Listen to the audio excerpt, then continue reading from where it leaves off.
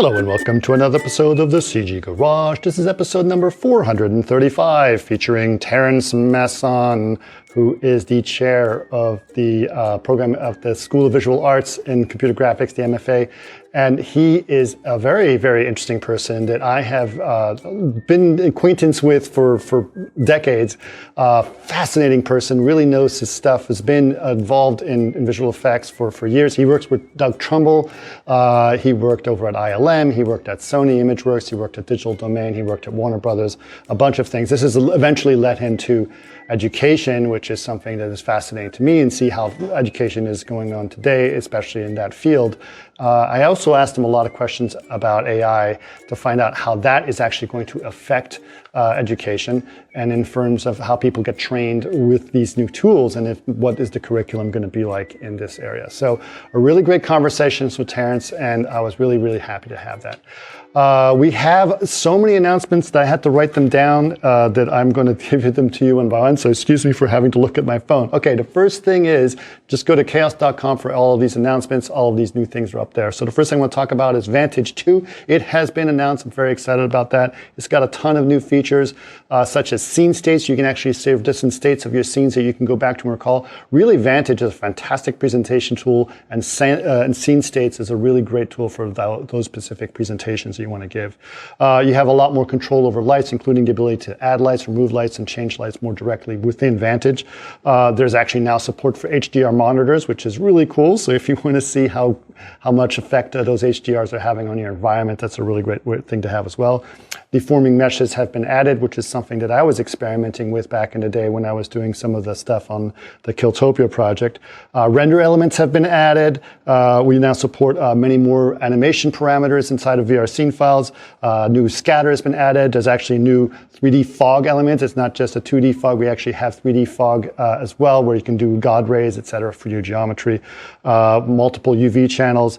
And in fact, if you have a GPU that supports DXR, you'll be able to use them. So it's not, you can use AMD GPUs now. So we're actually added that support as well. So that is very exciting for those of you who have AMD GPUs. You may be able to use Vantage at this point as well. So very excited about that. So additionally, we also have Phoenix that's been updated. Phoenix 5 Update 2 has been done, which mainly has been giving support for Max and Maya in 2024. And it has several new enhancements, including performance enhancements. User interface has been enhanced, and also the Ocean shader has also been enhanced. And new features such as direct velocity is very interesting as well, and much, much more. So just make sure to go to chaos.com for all those product updates. One more important update, and not to save this for the more important one for last, is we have now Axis, which is AXYZ, has joined Chaos, and we're very excited to have them with us. You may know Axis as the company that makes Anima 5, and it's basically digital humans that have been added to a bunch of scenes, so a lot of background characters, etc. If you want to add them to your scenes, they have a great product called Anima 5, and now this part of Chaos. In order to celebrate this great merger with them, we are excited that they've been added to Vantage 2 as well. So you will have the Anima 5 characters right into Vantage 2 as well. So really exciting. We have a couple of events that are going on I want to make sure you guys are aware of.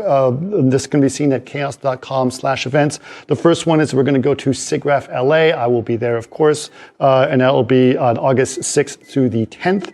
And it looks like I'm also going to be going to the SIGGRAPH London event called Rainbow, which is happening August 29th through the 31st. So I will be there as well. And I think it looks like I'm going to be able to give a talk there. So I'm very excited about that as well. So again, all of this can be found at chaos.com/events. Now, of course, if you want to know more about the podcast, you can just go to our podcast page, which is chaos.com/CG Garage Podcast. You can also follow us on Facebook. That is facebook.com/CG Garage Podcast. And if you'd like to watch us on YouTube, just go to youtube.com/Chaos Group TV. Right, but for now, please enjoy episode number 435 with Terrence Masson. Welcome to another CG Garage, where the Chaos Group talks. You'll know it's over when the last bucket drops. We're gonna fire off rays In high dynamic range, we know that ambient occlusion is passe.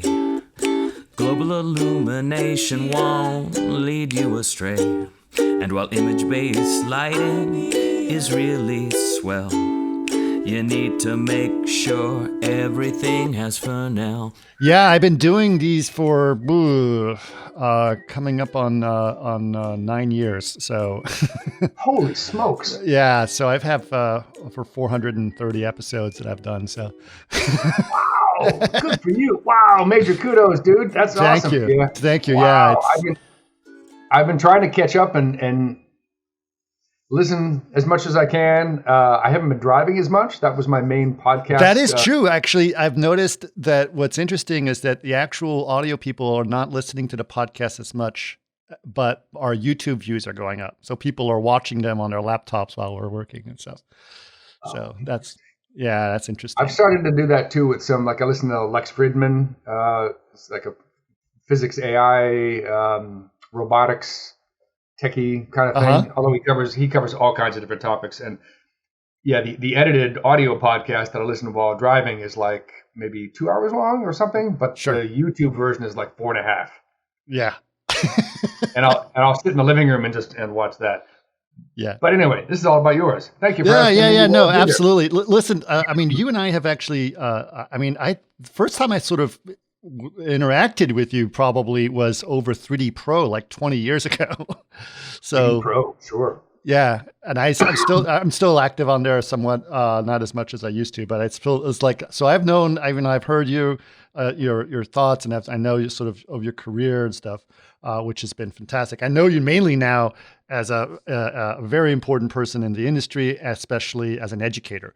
And I think that's sort of a really cool thing, which I'm going to get to. But I'd love to introduce people to your career and your background. And I know you've done this for a very long time. So what got you interested in computer graphics like back in the day? Yeah. It's like the gray hair. It's not the age, it's the mileage. Exactly. I love that old Indiana Jones quote. Yeah. So I interrupted your question kind of. So what got you into computer graphics? I mean, it must have been in the 90s, right? Or the 80s probably. Yeah, 80s. So even very early 80s, even late, like when I was a kid, I think it was still grade school, and there was like a TRS-80, cassette-based ASCII graphic thing. And even a step back from there, I was an artist first, basically because I guess the technology didn't exist. Right. So I've always been pencil and paper, photography, and then so as soon as these computer thingies manifested, that was just I'm a hardcore sci-fi techno geek of all the sciences. So it just seemed as natural as breathing to me. It was just the tool of choice as soon as I could. Even in high school, I went to a private Catholic high school in Marion High. Shout out to Marion High in Framingham, Massachusetts. Yeah. And the nuns in the rectory had a computer science course in high school, and we did basic programming, and of course I tried to do graphics, and so it was just from the very beginning what I wanted to do. I never wanted to do anything else. There were flavors of it again before the technology was coming along and being robust. I was going to be a fantasy illustrator, so a traditional illustrator, like Michael Whelan, the book covers of Piers Anthony and that kind of stuff. Right. But pretty quickly the computers took over. So I graduated high school in '84. Okay. Roundabout when the Mac, first Apple came out. Right. And then the Commodore Amiga shortly after that. Yep. So that's the disruptor that I latched onto. Was it the Amiga that did it? I mean, a lot of people had that Amiga bug because Amiga did an incredible graphic stuff at the time, right? They really did. I mean, it was the Apple for me first because I was blown away with just Mac Draw, Mac Paint, little 8-bit black and white dots. And I still have some of those saved miraculously. Right. But I was in a very traditional Bachelor of Fine Art program at UMass Lowell, which I just went back and gave a lecture series to, which was fantastic. So that was a real, the very traditional art history, photography, color theory, printmaking, all that. But it was a graphic design degree. So I just kind of forced these tools on the curriculum and made that my degree. I mean, so were they really available at that time, like to have graphics there? I was really lucky. There was one of the faculty, James Veach, I believe his name was, who might still be there, really brought those early Macs apples in, and the Amiga, Amiga 500, 1000, 2000, those model numbers, Deluxe Paint 3D, and what were the color cycling ones? But I did my thesis, basically, my BFA thesis with 2D computer graphics. I did a music video to Rush's Red Barchetta, which you can find on YouTube and Vimeo. Wow. Yeah, link to that. Yeah. And then it was that was all over for me. So seeing The Abyss, because I grew up reading sci-fi thanks to my dad, as a genre. So, obviously I still remember, I have the program that I got at the opening of Star Wars in 1977. I still have that there. But I saw The Abyss, with the pseudopod, pseudotentacle, and then applied. I had graduated and was working freelance in what we used to call the Flying Logo days, which you probably remember. Yep. In the Boston market. So, I get to do the opening to the Boston Celtics and, Channel 5, a lot of beveled chrome and gold. What were you using at the time? Was it sort of like Lightwave or? Alias. Alias. Oh, okay. Yeah, it was like Alias version 2. On an SGI, right? Yeah. And before that, kind of less in production, but I had like Tips and Topaz were very early 3D and 2D PC programs. Right. But I was Alias version 2, I think. And it was at Viewpoint and Target in Boston, a couple of post houses. National Video, Boston. And then so I applied. I'm sure I interviewed at SIGGRAPH, I think, with Nancy St. John, I think, was interviewing people for T2. T2, okay. At ILM. Interviewing for ILM to hire people to work at ILM to work on Terminator 2. Okay. And like Liza Keith got hired for that, a whole bunch of other people. And Did you get into T2? So not on the production wave. I did not for but I got hired very shortly after that for Hook. So that was I did another couple of short animated films with Alias, working with Alias and SGI to use their giant Predator servers. They had these gigantic closet size, they were quite impressive to render this stuff. To do short animated films to go on the festival circuit, like one does if you do short animated films. One of my films, Paranoimia, I think it was called, got accepted to the Mill Valley Film Festival. Oh, nice. Which is just down the road from ILM. Right. So when I called them back and said, "Oh, my short 3D CG animated film got accepted to this, kind of prestigious film festival," they said, "Oh, okay, well, we can hire you as a technical assistant." Okay. And come in and do that. So that was my very first big mainstream film hire, was as a TA. And then digital. Did you work in the pit? Well, so that was only spaz in the pit, right? Pretty much. But absolutely. So so that was basically archiving T2. So it was basically T2 had just wrapped. So I got to back up all the T2 footage off of the DDRs, ADRs to make room for. We were doing Hook was the main film, but there were a few others. So then I was in. I did 2D effects animation on Hook with in-house tools, layer paint and things like that, doing pixie dust, rotoing, I loved roto and so much fun. Right? I mean, it's, first major feature film gig, and it's, sure. Spielberg is, Eric Brevig was the VFX dude. He was fantastic.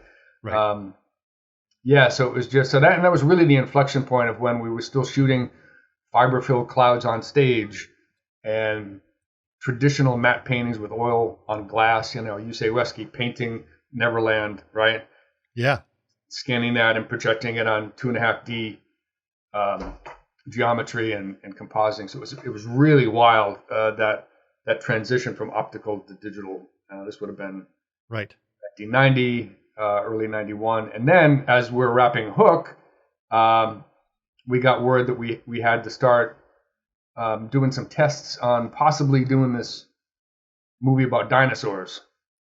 So that's when The Pit came up, right? Yeah. So that was the birth of the idea of the original Jurassic Park, and that was sitting in C Theater with Dennis and a dozen other guys and women, looking at all the previous good and bad dinosaurs on film. So the Raquel Welch and the fur bikini, and Journey to the Center of the Earth, where they glued fins on the back of iguanas, and Right. Ray Harryhausen, and every technique that had ever been done to do dinosaurs on screen. And Dennis is screening this Right. for us to put eyes on to say, okay, that wasn't so good. But that was kind of working, right? Sure. So it's kind of super fast forward from elementary school to... Yeah. That's pretty amazing. It's pretty amazing. So being in that room when those decisions are being made must have been pretty interesting. And then suddenly seeing that disruption that happened with CG. Yeah, well, I was very much in the right place at the right time, because Right. I like many others, maybe not quite as much as Steve and Mark and Stefan, but the hubris of I love that when people tell me something can't be done, Sure. or that's impossible, or we're not, we can't do that. Right. So my whole career was basically built on going against that, to say, oh, really? Just, I'm going to do it anyway. Right. So those guys led that charge, and obviously, the rest is history. But yeah, being in the room and basically learning and being a part of that atmosphere was amazing. Yeah. I've just recently, I've been watching the Jurassic Punk documentary, which was really just kind of amazing to see that time, and how crazy it was, and how disruptive it was in a lot of ways, right? It really was, but that was only one project at the time. Everything done at that time had never been done before. Isn't that wonderful that that's what we get to do? It was amazing. We were doing, commercial work for Japanese broadcast, with Pepsi Man and all kinds of other super wacky, weird stuff. And I always loved working in commercials, ILMCP, between features, like we did Small Soldiers, and because the pace of commercials is so different. Sure. Than features. And everybody at that company was just amazing. Not just talent, but just helping each other out. And it was, what you did yesterday would break today. We would spend 80% of our time, fixing these script trees that right. do all. But yeah, it was very trial by fire. And again, it was very natural for me, just personality wise. There was never a sense of, oh, this is too much, or I'm either not prepared, or we can't do this, or quite the opposite. Sure. How long did you stay at ILM? So it was a really high paced time. So my oldest daughter had just been born. Okay. And I had flown across country. I left my newborn baby and wife at the time in Massachusetts to fly out and work on these projects at ILM, but it was always going to be a temporary thing. And instead of staying, which I could have done, I got a call from Doug Trumbull. Oh, in Massachusetts. Your listeners will know of. Yeah, he's been on the podcast. Oh, I know. I still can't believe he's gone. I know. It's very sad. Very sad. It's very, very sad. So, we could talk for an hour just about Doug. Yeah. So anyway, he was setting up. He had done Back to the Future: The Ride in the Berkshires, Yep. Western Massachusetts. So he's putting together another crew from scratch, brand new pipeline at a new facility, also in the Berkshires, to do the Luxor Hotel That's right. complex. Yep. Trilogy of ride films, and that was in Massachusetts. Mhm. So I left ILM and went back to work for Doug Trumbull, which Right. anybody in the business, you say yes. Right. The chance to work for Doug, and that turned into a couple of years. Okay. And again, I could talk for hours just on that experience. It was so mind blowing. Joel Hynek was the visual effects supervisor. Oh, I know Joel. Yeah.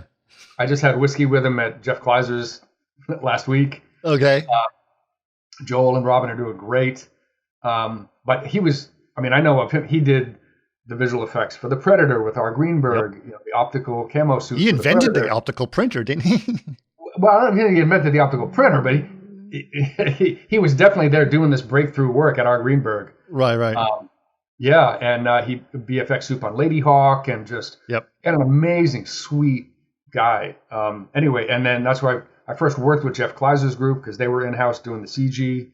I built and ran a department for Doug called Image Engineering, and this was the first real pre-visualization effort done at that level. Okay.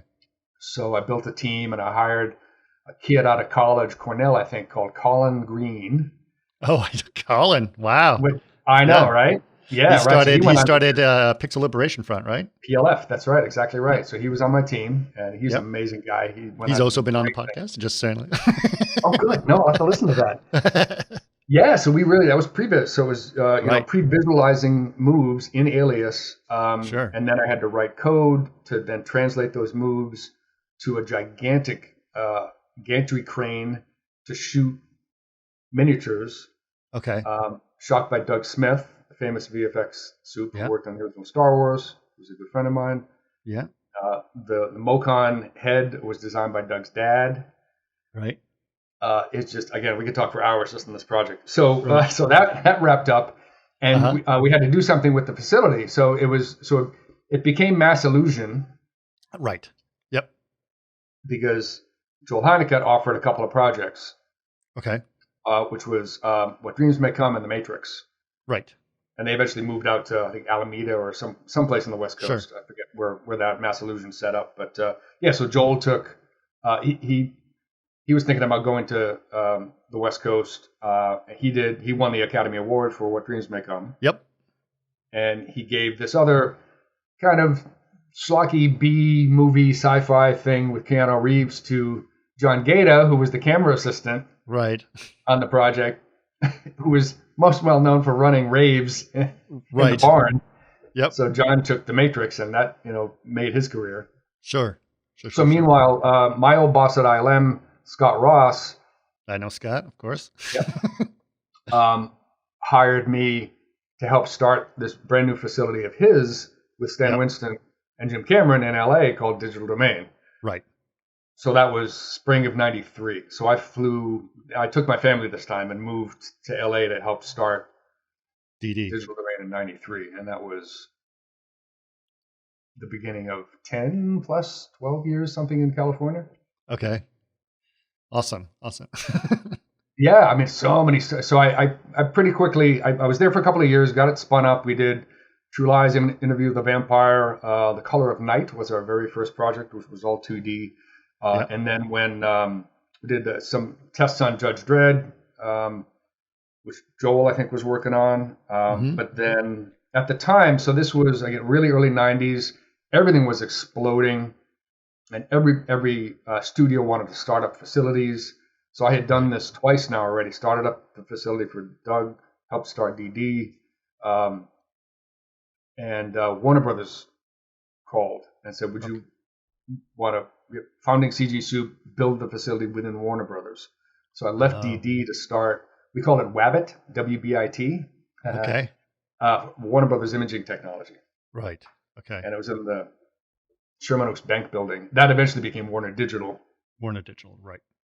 Which, went on to do great things. But that was great because that was an in-house studio CG group, and we would do lots of one-off tests. I did 16 millimeter film frame-by-frame restoration of Jimi Hendrix for the 25th anniversary of Woodstock movie. Wow. I did a single shot for a Police Academy movie.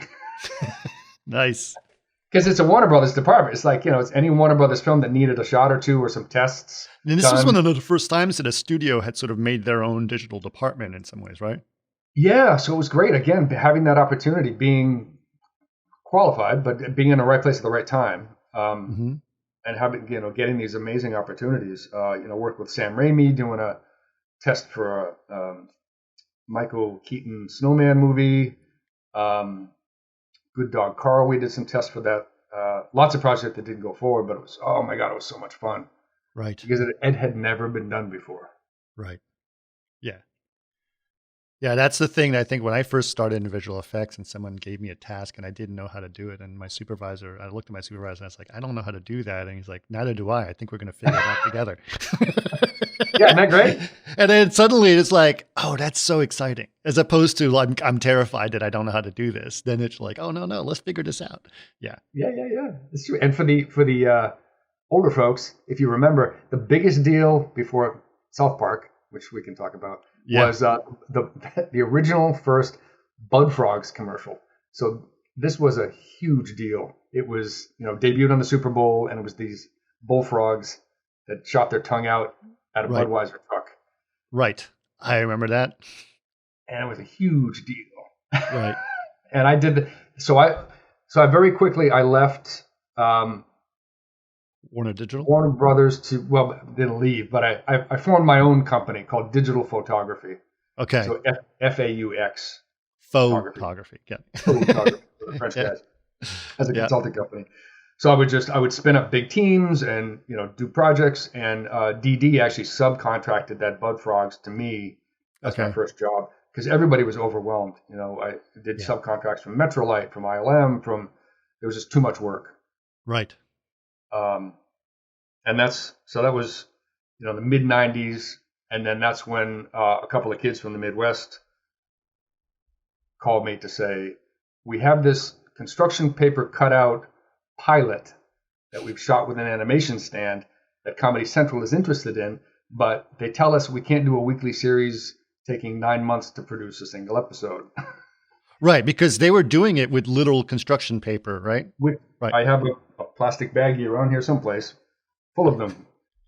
So they said, wow. we heard you do, computer graphic stuff that nobody's done before, and can you take a look at this? So long story short, so I got a dope sheet of the phoneme, timing, and literally a plastic Ziploc baggie of South Park character pieces, which I still have. This was August of 96. And they gave me a 10-second, VHS video clip of the scene that they had shot for the pilot with real construction paper. Right. And they said, well, it's the one with Brian Bantano, right? I don't know if it was that. It was the scene that I had. It was the Santa Claus one. There was a Santa Claus one. And no, that was the Jesus short. versus Santa. That Jesus was the short. versus Santa. That was the short. Yeah, that was the Christmas card that was done for a studio exec. Okay. This was Susie. Yes, meet her up by Stark's Pond, and how do you know she has a cat? Right. Really funny. So the long story. So basically, I said, okay, I'll give this a shot. So I used. I said, if I can do this in computer graphics, you can do this a lot faster, and do it. But they said, no, you can't use computer graphics. It can't look CG. It can't look like plastic. It's got to look like paper. I said, I got this. So just all by myself with Alias on my SGI at my house in San Rafael. Yep. Reproduced that 10-second clip just by hand, just hand modeled flattish planes, and this was NURBS at the time. This wasn't even polygons. This was NURB patches. Yeah. Did you scan the paper and just apply it on? No. Okay. No, it was all noise functions and interesting. Pseudo procedural shaders. And this is a later version of Alias. I don't think it had gone to Maya yet, because this was early 96. Okay. You can time check me on that. But basically, just ray traced for soft shadows, put spacing, I positioned it in Alias so a downward facing camera, 2 lights at 45 degrees like an animation stand. Right. Put the paper shapes, separated just enough so that the soft shadows would cast and pick up. Put little imperfections, animated at 24 FPS, transferred it 3:2 pull down to video, added film grain. Yep. And you couldn't tell the difference. And that's amazing. So how many, 96 you said this was? 96, yeah, September 96. How long did it take to render per frame? Oh God, I don't know. It was ray traced with soft shadows and film grain, and that was expensive back then. That was very expensive back then. So you can imagine the geometry was not that heavy, right? As you can imagine, right? And the phrase that I used that Matt and Trey actually got picked up in the press for using was making South Park with Alias on an SGI was like swatting a fly with a nuclear weapon. Yep. A little bit overkill. But it worked. So Comedy Central bought the series, and Matt and Trey were like, fantastic. Okay, now you get to do what you do best. You build a studio, right? Build a pipeline, requisition all the hardware, hire all the staff, lead the team, run South Park. We got a series. And I said, that's good luck, guys. This is, farting peanut head Canadian humor. I just got asked to go back to George Lucas and work on the Star Wars Special Edition trilogy. Okay. Right. So I was like, work with George Lucas, work on the Star Wars Special Edition trilogy, or this South Park farting. Remember, this is before South Park was South Park. We just. Oh, I know. Yeah. So there was no question. I was just, good luck, guys. I hope this goes more than one season for you. Right. And yeah, I went back because for your listeners, this was also when there were not 162 Star Wars movies either. Right. There had not been a Star Wars movie since 1983 when Return of the Jedi was in the theaters. Right. And you were just doing the special editions. Right. So this was 1996. Right. And this is when everybody knows the story now. George wanted to re-release the original Star Wars Empire and Jedi with special editions. Right. A lot of people hated it because it was just, adding stuff in, Han shooting first and, the ring around the Death Star exploding and all that stuff. But my God, that was special. I mean, it was unbelievable. Sure. Yeah, so I went back to ILM to do that, and I stayed there for years doing other projects. Okay. Yeah. What were some of your favorite times during your second tour of duty? Well, Empire Strikes Back, I did the approach to Cloud City. Okay. Yeah. So I got to fly the Millennium Falcon in and land on the pad. Right. So I think David Parrish might have done a shot in there. I might have the TD's name wrong, but I remember that was worked every day straight through Christmas and New Year's, I think was the timing. It was just really time critical. And all the assets had been made on the team, so it was up to me as the senior TD to put all the pieces together, shade it, light it, composite it, final it, right? Back in the day when, a TD did all that. But that was an amazing sequence because there were a couple of shots that were all CG, including the Falcon, which is another great side story if you want to hear it. But then when it was actually landing on the pad, we used Ralph McQuarrie's original matte painting elements. Oh, yeah. Wow. Of the landing pad and the model that was shot of the Falcon landing, right? But then it was a new background of new CG buildings. I think Ron Woodall was the name. He did a lot of the view painting on those buildings. Okay. Amazing team. I got to tell the Falcon story. So go ahead. I got the. Yeah, you can edit this later. No. It's good. So I know you got to know this stuff. So I got the CG model for the Falcon. It was a polygonal model. Okay. Which was unusual at that time. Yeah. Right. Exactly right. So, and actually polygons at the time were kind of poo-poo. They were gamey. Oh, yes. These polygons and games. People did it. So we had actually, we were nerve scratchers. So we had actually gotten the model from LucasArts. Okay. So they had built this for, I don't know what the title was, but they had built it in polygons texture mapped. So it just looked a little. There was something. I was such a hardcore Star Wars geek, as most people were back then. It just looked. There was something about the proportions looked off. And Dave Carson, who was the VFX soup for me, I don't think it was Dennis at the time, said, it's got to be right. It's got to be right. Stop squinting or whatever. I said, this is just let me double check this. He says, okay, well, what are you going to do? I said, I want to get the blueprints for the full-size Falcon that they built in, is it Elstree or Shepard Studios? Okay. For Empire. I just let me measure it. Just let me check. He says, okay, fine. Take your best shot. So I called the archives up at Skywalker Ranch. Wow. Had to get special permission to travel up to the archives, put on white gloves, and they took out a tube and they unrolled the blueprints from 1977. Wow. And I wasn't allowed to have any kind of writing implement that could be dropped and, make a mark on it. But I used an architectural, ruler. Sure. Took down the dimensions, brought it back. And sure enough, it was off by 10% thickness of the Falcon. It was too narrow. So I think it was a non-square pixel issue. Oh, right. 1 versus 0.9. Yeah, 0.9 pixel, right? Yep. So I compensated the Falcon to be correct. Yeah. So you fans out there can thank me for. Well, then I get to fly it, right? So I animated the Falcon. So nice. I mean, how many people have flown the Falcon? So anyway, that's just that kind of thing. I know, no, it's great. So I mean, and everybody was doing something like crazy at the time, but sure, yeah. So that was cool. And then Return of the Jedi. My big thing was the Sarlacc sequence. So I fed Boba Fett to the Sarlacc. Oh wow, okay, including the burp. Wow, there you go.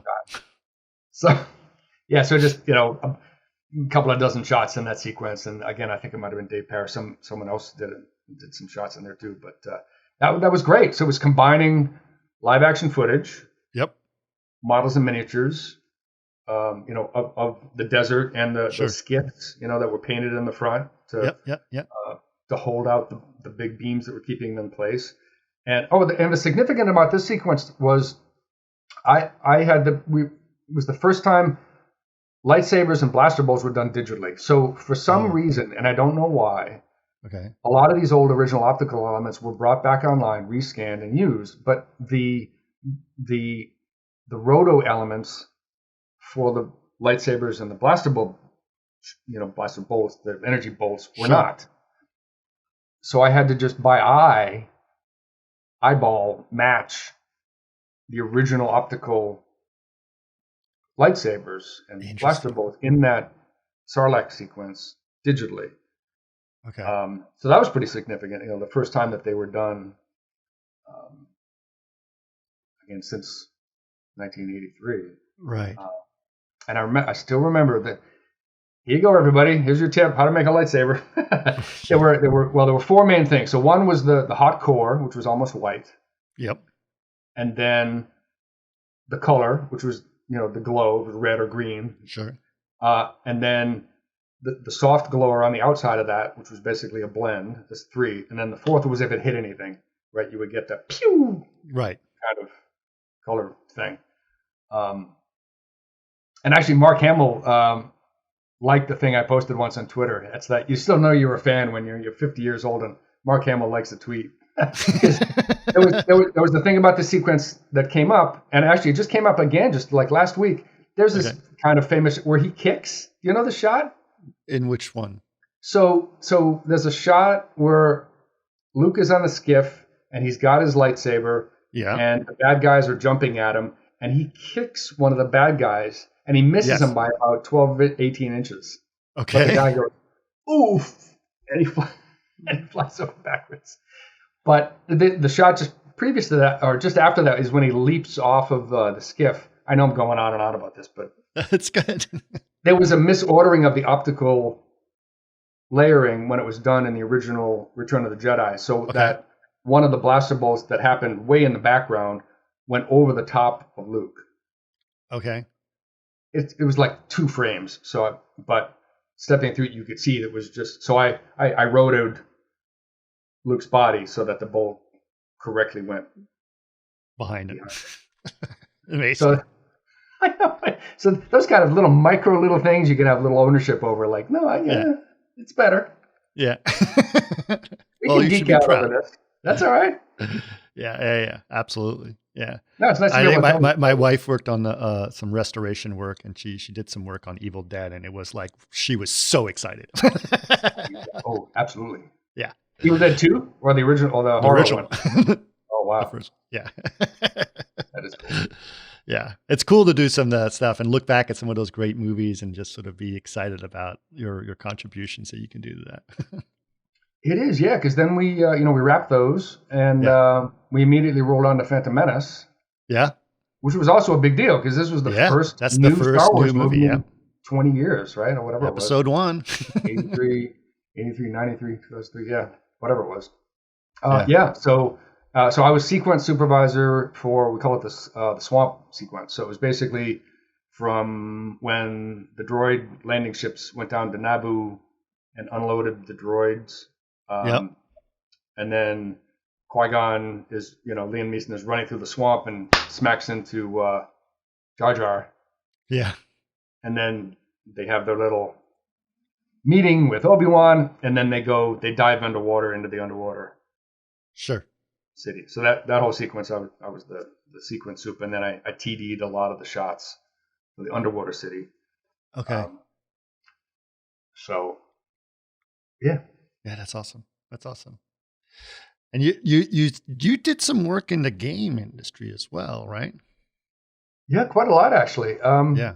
So I think it was when I was still in LA.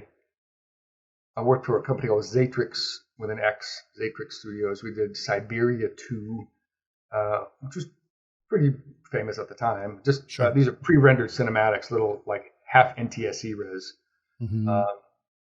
And I'm a lifelong hardcore gamer. I played the original Dungeons and Dragons in the 70s when I was a kid. Right. When I grew up, I got to speak with Gary Gygax and meet and have a beer with him, which is like crazy. But so I left ILM the second time. And again, historical context, gaming was not a thing. It was not an industry. It was, for World of Warcraft, pimply faced kids in their mother's basements on PC, and that was it. But Microsoft and Warner Brothers wanted me to lead a team on the project that became the original Xbox. Okay. So that was around 2000. Okay. I think it was around 2000. Right. So that was work building a team, building a pipeline, writing a script, being director of development for a first party title called Bruce Lee, Quest of the Dragon. I've also been a martial artist my whole life. So we got to work with Linda Lee Caldwell, his widow. Wow. And Taki Kimura, who is his very first student, who was like 80 at the time. Okay. So I got to build a really rudimentary early motion capture setup in a warehouse down in like Crenshaw. Okay. Again, motion capture was not a thing. It had just begun to gestate. So to be able to motion capture the most authentic moves of Bruce Lee from his original students to use in this game. So that was every project like this at this time there was something super special about it. So that was the Xbox project, and then I think another game project. What was the name of the games company who did The Sims before they got bought by EA? Started with an M. Was it? Maxis. Maxis. Yep. So they said, we want to do a new Sim City project. Will you just creative direct and hire studios and get all the in-game content done? So yeah, sure, I can do that. Okay.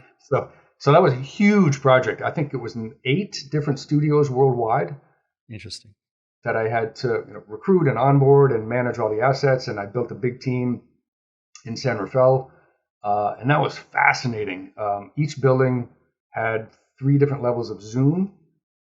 So we had to rebuild and retexture. That was a lot of fun. That title had a lot of legs. That SimCity 4 is what that was. Okay. On the PC. Yeah, I just loved it. It was so exciting to do new and different, because with Doug it was ride films. Right. With, vertically running show scan at 60 frames per second on a dome screen and stereo, just crazy stuff. Yeah. So again, if it had never been done before, or if it seemed impossible, seemed to be a good idea to me. I worked with Doug much later, obviously, but I worked with him when he was trying to create content for his Maji system. Do you remember he had that? Of course, yeah. 120 frames a second, stereo 4K craziness. Yeah, wild, huh? Yeah, it looked amazing. So, okay, well, that's interesting. But obviously, a lot of people know you. You have an incredibly strong past, obviously, in production and stuff. But a lot of people know you as an educator and a speaker and someone who's sort of an advocate for the industry. How did that sort of all start for you? Yeah, I'm again really lucky that worked out. So I had, I guess, relatively quickly moved up into supervisor roles. I joined the Producers Guild really early on, PGA. Again, building these studios, very entrepreneurial. But I love the mentoring, so that was the fun part, being able to give back. Because obviously, I learned from everybody, right? Like we all do when we're first starting our careers, and was able to start giving back. And I got the opportunity, the Expression Center for New Media. I think Andrew Schussel, sorry, Andrew, I mispronounced your last name, ran that. And he asked me to teach a single course. So a full semester, single course. Sure. On 3D production. And I was hooked. I loved working with students. But that was just a one-off. And I had a couple of other things happen at this time. This was, again, mid going on late 90s. We started the Visual Effects Society, right? Right. So I was on that very first cohort. I think my member number is 193. Okay. So we started the VFX Society. I wrote a book, CG 101. Yep. A computer graphics industry reference. Very well-known book. Thank you. Yeah, it was meant for students and studio execs. Anybody out there wants one, just ask. I'll send it to you for free. So to get into education, so I had also volunteered for the SIGGRAPH conference. Yes. I'd started going to that in 1988. Was my first SIGGRAPH in Atlanta. Okay. All volunteer organization, partnered with paid contractors, very importantly. But so I had worked up to be, I think it was 1996, the Computer Animation Festival chair. Okay. SIGGRAPH. I'm getting to answer your question, I swear. Okay, we'll get there. So we'll get there. So when the conference wrapped, I said I should take the electronic theater on a world tour and promote our filmmakers around the world. So I took it, showed it at Pixar, showed it at any studio that would have me, representing as chair the festival footage from SIGGRAPH. And I would contact local ACM SIGGRAPH organizations, right, in cities. So there'd either be local, city chapters, or there'd be school chapters. So I called back home to my old town of Boston, and Northeastern University had an ACM SIGGRAPH chapter, and they said, "Oh, we'll host you." Right. The university would love to see this. So I screened the film. Afterwards, the dean and president said, "Oh, this was amazing. What do you do this for a living? What is this?" I said, "Well, no, I'm actually thinking about looking to get into teaching full time, because I had done this course and et cetera, et cetera." And they said, "Really? We're actually thinking of building up some kind of program here to tie together multidisciplinary colleges within the university, and under the guises of a creative industries program," which is a phrase that's pretty popular in the UK. Mm-hmm. But it hadn't really taken on here in the States. But it basically was tying together business and physics and music technology and graphic design and animation, all these different colleges into one program and doing interdisciplinary, doing a production-based thing. So I started full-time head of the animation program and director of creative industries at Northeastern University, which would have been, I have no idea when that would have been. 2008? Is that? Okay. No. We're missing a decade in there somewhere. Okay. 1998. Could that be right? 98? Okay. Because I was there for 98. Because I think I was there for 8 years, learned a lot, and then spun out one of our capstone projects as a startup company and left my university position to be a CEO. So I founded this company with my partner, George Thrush, who was the head of the architecture program. And it was a location-based mobile tablet architectural visualization augmented reality tool. Right. And this was around what time? What year? It was at least 10 years ago. So, yeah, my math is bad. Okay. So, yeah, it would have been because I've been 2010, 2014, something like that. I've been at SVA now for going on 7 years. And then 2 years before that is 8. And then 2 years before that, 11 10 or years 10. Before 2023 is 2013. Is that right? Okay. 2013. Interesting. So how were you doing the tracking at the time? Was it just? It was a GPS. So, yeah. So it was, within a yard or two. But it was meant so if you had a blank building lot with a proposed building, in a city, and it was amazing. You would, you put in the lat long to 6 decimal places as to where the building center is supposed to be. You scale it properly, and the iPad knows where it is, right, by GPS, and it offsets it properly, and you can rotate it and light it and texture it. And so you're standing on the sidewalk across the street from an empty lot, but you hold up your iPad, look through it like a clear, like a window, and you see a properly positioned and scaled representation of the building that's being proposed. Right. And it was pretty badass. It was really cool. It actually, if you're in an ideal situation without obstruction and a good signal, you could walk across the street, walk up to the virtual door, and walk through it.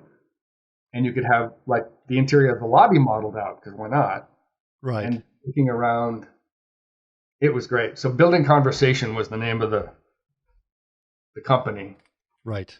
And, raised angel money, got early adopting clients. But no surprise, I'm not the CEO to grow a stable company and kind of, build something that already exists. Right. So it was either double down, do a second mortgage on my house and try to build this company that had been started. Or again, timing, serendipity, the School of Visual Arts in Manhattan called me, thanks to a mutual alumni of theirs, a friend of mine, Tom Cito, who I'm sure you know. Sure. From USC. And Tom said, look, they haven't been able to find a department chair. They've been looking, they can't find anybody they're happy with. I know you don't live in New York, but could you just talk to these guys? Maybe you know somebody, or I don't know if you would consider it. So I flew to New York and talked, and I said, it's an amazing opportunity to run this. It's a 2-year MFA program, but I can't move my family to Manhattan. I've got family's too important. Sure. If I can work from home here in Massachusetts, Mondays and Fridays, and come down and be in the office Tuesday, Wednesday, Thursday. Sure. They said, sure, we can do that. So that was 7 years ago. Okay. Wow. And you've been there ever since. And you do you take the train back and forth? Do you fly back and forth? No, I drive. It's you drive. I drive. Yeah, so I go late at night. So it's exactly 3 hours from my driveway in Grafton, Massachusetts, to my office in Chelsea, in Midtown. It's 21st and 6th. So it's only 3 hours. That's my podcasting time. That's right. Listen to my podcasts and my tunes. Right. No, I'll get down late Monday night or early Tuesday morning. I work 3 12-hour days. Tuesday, Wednesday, Thursday, really long days on Tuesday, Wednesday, Thursday. Do all my meeting. I teach on Thursdays. I teach a story development thesis production class. Interesting. And then I drive home late Thursday night, and I do all my email and curriculum development and Zoom calls and everything on Mondays and Fridays here from home.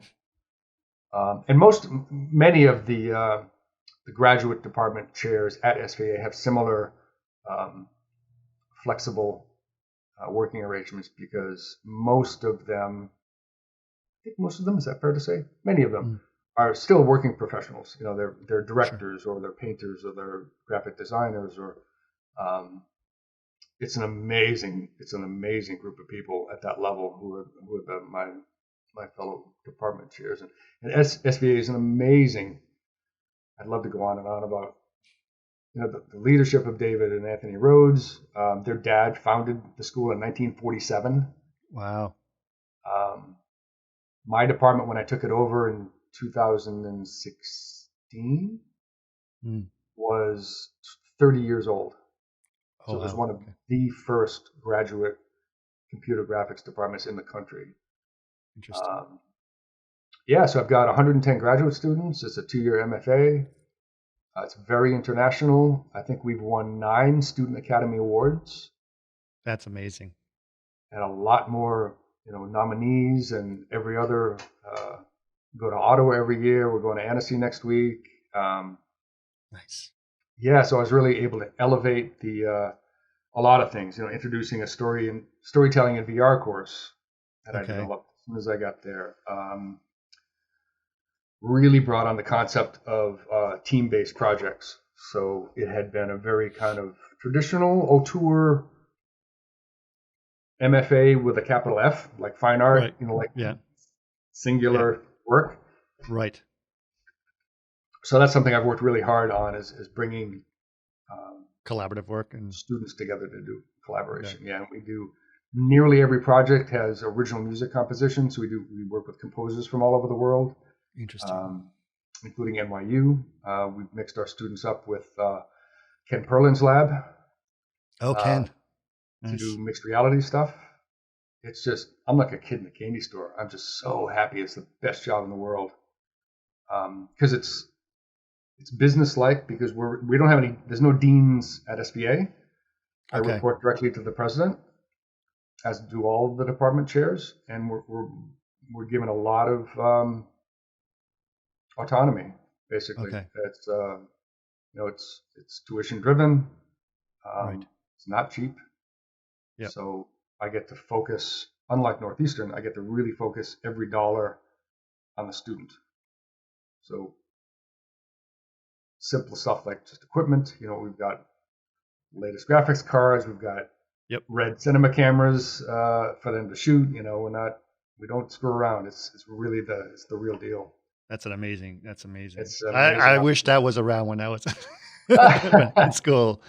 Yeah. No, I know. When I took over, a mature staff that we've got a lot of new blood, and they're just they kick ass. It's really great. I give them a lot of freedom that I'm given, and it's 100% adjunct. So pros and cons, right? Because the people who teach for us, they get busy. They're a VFX soup, and they're in a crunch time, and they can't teach this fall at the last minute. And but the pro of the con is I get to have a much faster iterated curriculum than a tenure-based system. Yes. Right? And I don't have to explain about why that's true. Well, actually, let's get into that a little bit, because obviously this has come up in a sense. I've been the last 6 months or so, as you can imagine, the subject of how AI is going to disrupt the industry is coming up over and over and over again. To talk about that, yeah. And so my question is, and one of the things that sort of a lot of people freaking out, but one of the people that are some of the people that are freaking out the most are students that are graduating saying, I just learned all these skills and maybe they're all going away. And there's a lot of people that are worried that they're, their jobs that they were looking forward to having are not going to be there. How do you deal with that, or how do you work with that in a curriculum, or address it in terms of get students to be ready for the next phase of where all of this could be? Yeah, and that's literally a whole nother podcast episode right there. It really is. No, I've been really, really immersing myself deeply in this, easily because my whole career has been, the bleeding edge of technology, what's beyond the horizon, and that's a real benefit of being tightly involved with SIGGRAPH. Again, a shout out to the SIGGRAPH organization. Sure. If you, and you know this better than anybody, if you attend SIGGRAPH every year, you go to the research papers, the technical papers fast forward. Sure. You know shit before the pixels exist. Right. So, yep. You see the SIGGRAPH. Yep. Yeah, and it's it's not going to be in production for 5 years or something. So so having seen this on the horizon, but so I've done a number of seminars, hosted panels. My colleague Charlie Traub of MFA Photo at SVA hosted an amazing seminar a couple of short months ago at SVA Theater. Amazing speakers, and me too for some reason. And it was absolutely fascinating to talk about this. And the first question that does come up is the one that you asked: is the students, and I just graduated 60 graduate students. Right. And literally in the last kind of month of their 2 years, I'm like, hold the phone. We got to have a talk. Right. And I think so. I've thought through this in great detail, and I'm pretty confident that it will be similar to several other big disruptive moments in our industries. So, for instance, back in 84, 85, being a graphic designer by training, and the Apple Macs came out, it was the exact same discussion. Mm-hmm. It's cheating, right? The computer's going to do the work for you, and it's going to put graphic designers out of work because you can just use a computer and it'll do it for you. And it's, there goes all my classical graphic design training, and stuff. Sure. So we saw how that played out. Right. It only made more work. Right. Right. For those that embraced it. And computer graphics in general, traditional filmmakers didn't get put out of work. For a while, there was a danger that, traditional model shops did ultimately take stop motion. And stop motion got a pretty big hit, but thankfully, stop motion never died, and it's a great resurgence. I'm no bigger fan of Aardman specifically. Mm-hmm. Just talking to the guys today, meeting up in Aardman, and meeting up in Annecy. We just partnered with them to be an educational partner for Aardman. So they've been doing workshops for our students. Nice. Online. But so in model shops as well. Thankfully for directors like Christopher Nolan and others who very, very wisely and properly love the beauty of traditional models. Right. But I think it'll definitely be similar for AI. We'll have a lot of really bad, really quickly generated stuff. Sure. By ad agencies who say, I can save $1 million. Yep. And weeks of trying to communicate with creative agencies by just typing, I want a dog playing chess on the moon wearing Nike sneakers, and it shows up before my eyes. Well, you do get that, kind of. But well, it's interesting. I read a story about a sci-fi writer who apparently in like 3 months wrote 97 books using ChatGPT and Midjourney for cover art and everything. And he just made them all digital, right? And he's selling them for like $3. And so part of me is going like, okay, that's ridiculous. And part of me is like, ChatGPT didn't come up with those ideas. He had 97 ideas that he came up with. So, and I don't know if they're any good, but right. it's kind of interesting. No, it's very no. See, and I get really fired up with you about this, and we can talk. We're going to talk for hours about this. So I hope we got a lot of tape in the camera. No, because I've said this. I've been a big proponent of this is going to do many things simultaneously and faster than anybody can imagine. This is not a 5-year horizon. This is not even a next year horizon. This is day by day, week by week. You know this. It's happening so blindingly fast. And went from, writing text with ChatGPT to making images with text to making videos and animation with text. And it's getting better and better and better on a daily basis. So, but I saw a thing on like Twitter a couple of weeks ago saying,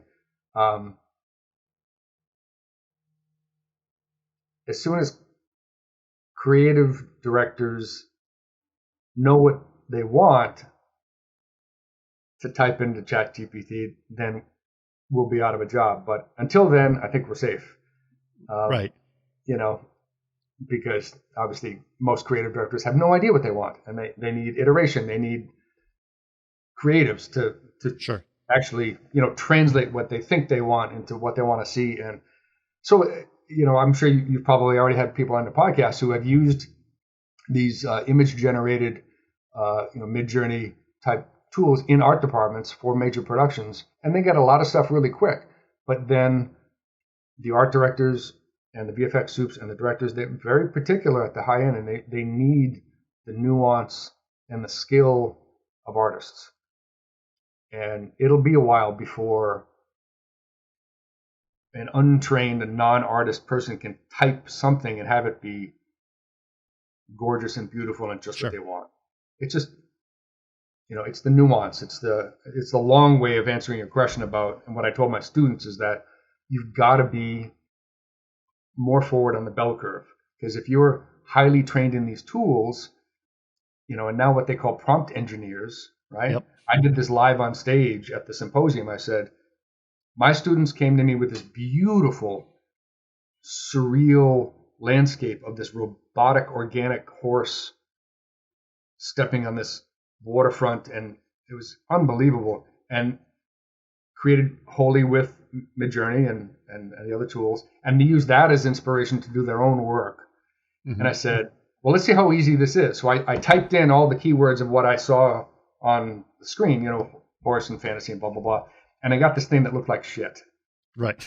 It was 2-dimensional. It was ugly. It was nothing it was nothing like that. And then I proceeded to see, you had to put in shot with a 24 millimeter lens from a high angle with lighting Rembrandt so-and-so, and you put all these keywords in the prompt, and slowly it starts to build up of, looking decent. But that's only because I have a training in art history and production and cinematography and color theory and stuff. So I mean, it's sort of the best stuff I've seen from these tools are done by artists. Yes.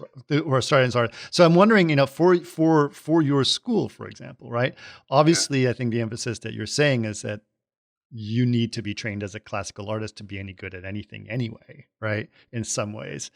But are you going to add, would you think adding prompt engineering to the curriculum is something that can happen, or does it just sort of naturally happen, or will students just start using it?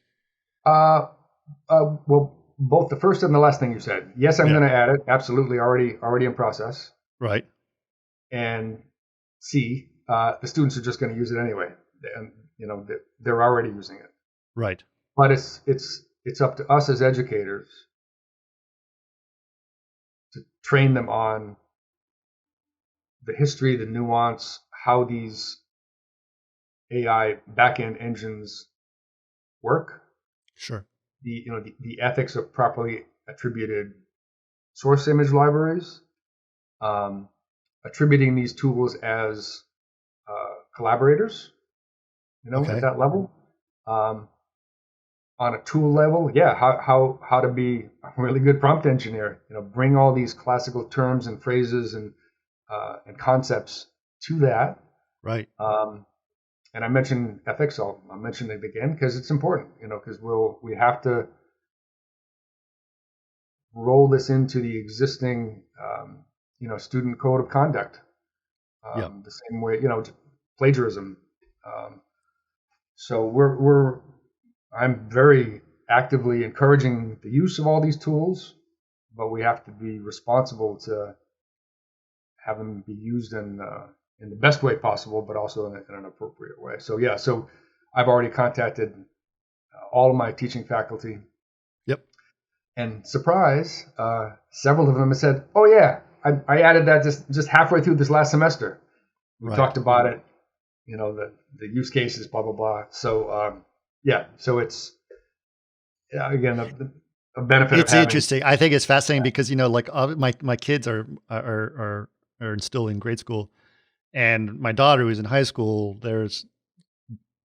They have all their teachers now have to use tools to detect if kids are using ChatGPT to write their papers, because that's not right. They don't want them. They want them to write it themselves.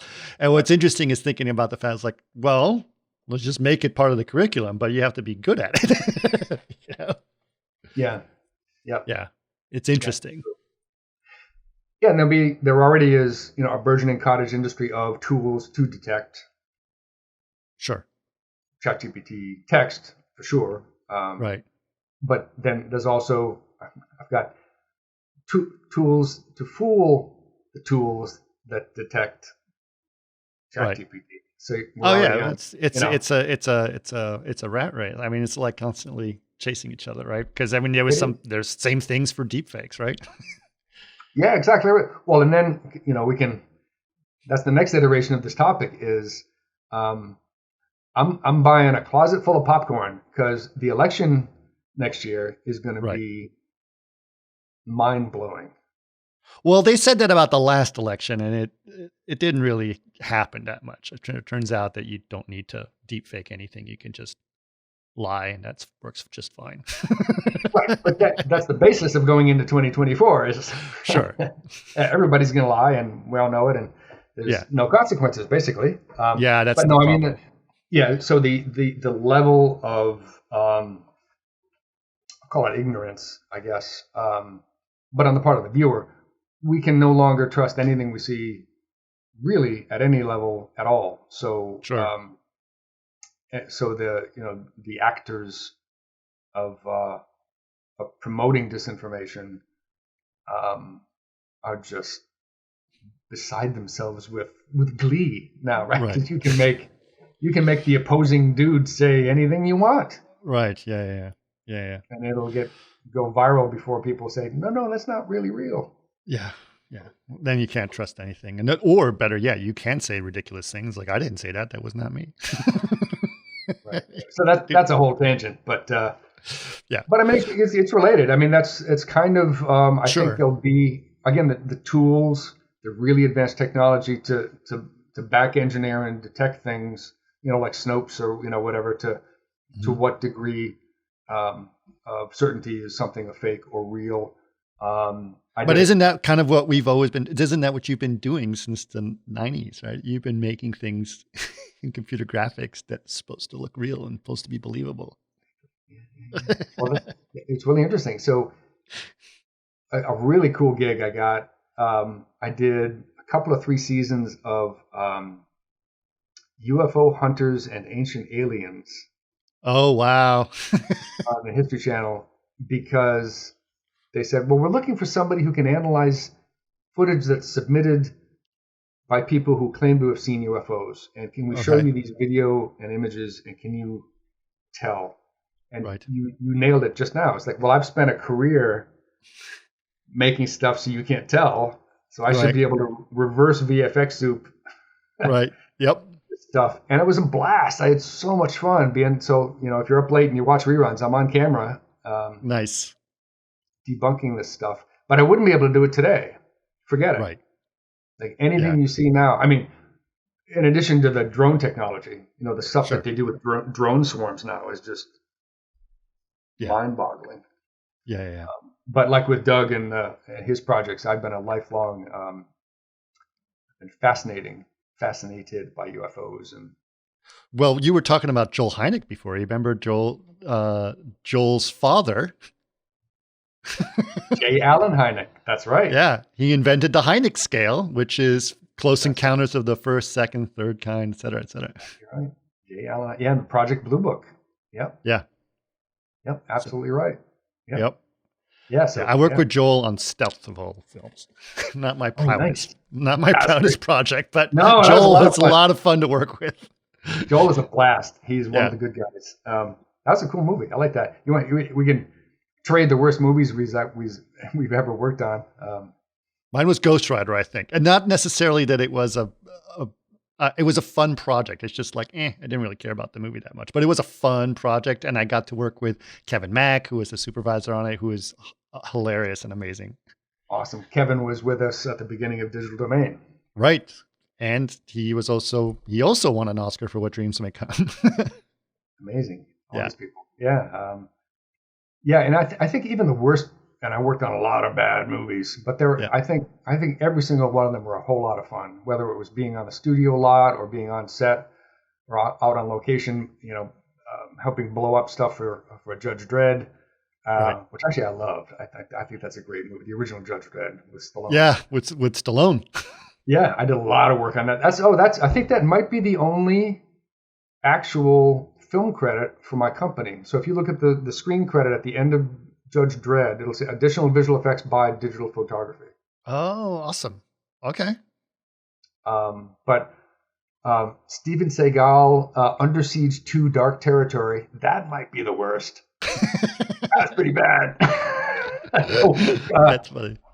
Cutthroat Island, that was pretty bad. Oh, wow. Yeah, I forgot about that film. Yeah, okay. But that was Jeff Oken was the VFX soup. He's amazing. He's fantastic. Another old soul. Did he just retire from the VS? Or is he still part of the VS? He might have. He's been very active for a long time, Jeff. That whole age of the 90s, they were just pumping them out. There was so many projects. But so many good people, so many good friends. Like I said, still last week, Jeff Kleiser and Joel Hynek and Paul DeBevick was there with us, sipping whiskey and a bunch of other people. So it's really a great community. It's really small, and it's really so young that I liken it to if we were aerospace engineers working at like Boeing or something, and flight was such a new concept that Orville and Wilbur Wright were in their 80s, but we could go to a conference and talk to them about how they invented the concept of the wing. Right. Yeah. And that's what it's like, right? Because you can go to SIGGRAPH and talk to Ed Catmull and talk to Jim Blinn, and even older Ivan Sutherland and Andy Ken Van Dam Perlin, and talk to him about all Ken that. Perlin. I know, absolutely. These guys are not only still around, but they're still kicking. They're still contributing, and it's amazing. Yeah. So get out there and volunteer at SIGGRAPH, everybody, and go to FMX and go to View and go to. And you said you're going to ANSI as well, or? ANSI's next week. Yeah, that's very purely animated film, as you know. So we've got we helped a good friend of ours, Bill Plympton. Oh, I know Bill. He's been on this podcast too. Oh, excellent. Bill, what a force of nature, right? Oh, my God, yeah. He's very analog, though. Very, very analog. Oh, yeah. Google him. This is a gentleman who he very regularly, when he's not doing Simpsons openings, with colored pencils, just hand draws entire feature films. He draws every frame. Himself. Yeah. But he does have a lot of help for for coloring, for compositing, for things like that. So he used a lot of our SVA students. Yes. Oh, cool. Okay. Yep. So his latest film, Slide, and this is so huge. Cool. I'm so happy for Bill, is in competition at ANSI, which is a huge deal. Nice. So Bill Plympton Slide, everybody. So in competition at ANSI. Yeah. So we'll be there cheering him on. I'm so happy. That's awesome. Old school. Yeah, absolutely. I built a little team to do something that Google said was not possible. Okay. So we pitched the Google Spotlight Stories I wanted to do a VR project of one of Bill's Academy nominated shorts from the 80s called One of Those Days. Oh, okay. Right. It's a POV of a guy just getting Punched. One of those bad days, Yeah. But it was a POV, so I was like, oh, Right. perfect, POV, we can VR. Right. So, but everybody listening, just Google Bill Plympton, and you can see the style. It's about as uncomputer graphics as you can Yep. imagine. So Google said, not interested, can't do it. So we did it anyway. We brought Bill in, built a team of CG. So we did a proof of concept level, basically, of that, and that was great. That's amazing. Well, maybe you can talk to Apple now about that. But anyway, so That's cool. It's just it's just another disruptive time with AI. It's happened before. Whether it's the cotton gin or the Model T assembly line or robotics in automotive factories, or every time a major disruption of technology comes, the naysayers will say, "Oh, everybody's going to be out of work, and machines are going to take our jobs." And I think what consistently happens, I think I would be confident in proving this out, is that the jobs just shift. They let people do more creative, learn new skills, higher level new skills. Right? Yeah, you have to be retrained, perhaps. You have to learn new things. But I think you're not going to be making buggy whips anymore. You're going to be no. You don't have to. Yep. Yeah. Hand make. You remember you said you used to love to roto. I was like, well, maybe you don't have to roto anymore. No, I know. Yeah, that went away pretty quick. First it got outsourced to other countries, and now it's just done automatically. Right. So anyway, it'll all be fine, but we have to be smart about it. And as educators, we've got to educate. Right. Okay. And I'm happy to be in a position to do that. Well, Terrence, thank you so much. It's been a wonderful having you. Those stories are fabulous. I love those kinds of. It's usually the kind of stories, just like you were saying, you sit around over whiskey and reminisce about these some of these things. But it's really great that you're going, through education, you're sort of helping bring forward the next generation of these great talents. It's awesome because you started it before there was any education in this area, or as much as or as established as that education has become. Right.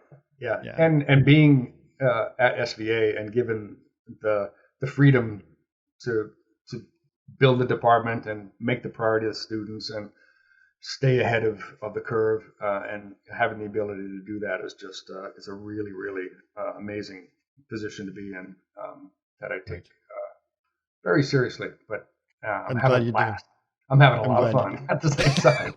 And thank you for doing this. I'm going to go back and look at 9 years of podcast now, because well, you'll have a lot to listen to on your drive, I'll tell you that. I can't wait. That's awesome. I can't wait to hear other people's stories. There's so many. There are so many, absolutely. And listen to Doug's episode. It's a wonderful one. So Doug Trumbull, that was probably about a year before he passed away, but really cool. I will. Yeah, he was amazing. Cool. All right. Terrence. Thank you. You're welcome.